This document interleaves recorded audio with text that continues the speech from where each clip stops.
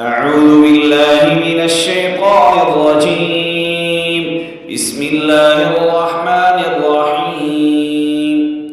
شهر رمضان الذي أنزل فيه القرآن هدى للناس وبينات من الهدى والفرقان، فمن شهد منكم الشهر فليصم، ومن كان مريضا أو على سفر فعدة من أيام أخر، يريد الله بكم اليسر ولا يريد بكم العسر، ولتكملوا العدة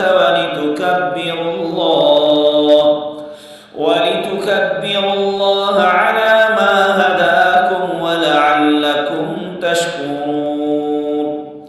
وإذا سألك عبادي عني فإني قريب أجيب دعوة الداع إذا دعاني، فليستجيبوا لي وليؤمنوا بي لعلهم يرشدون. أحل لكم ليلة الصيام الرفث إلى نسائكم، هن لباس لكم وأنتم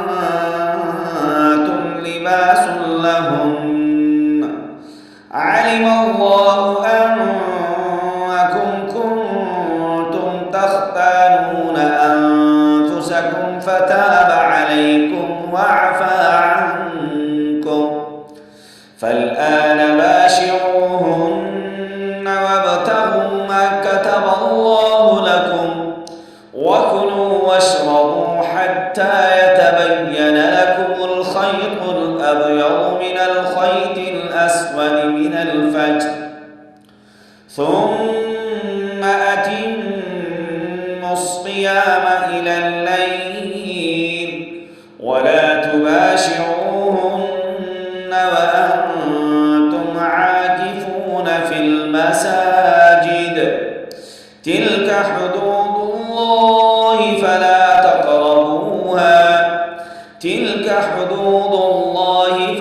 تقربوها، كذلك يبين الله آياته للناس لعلهم يتقون.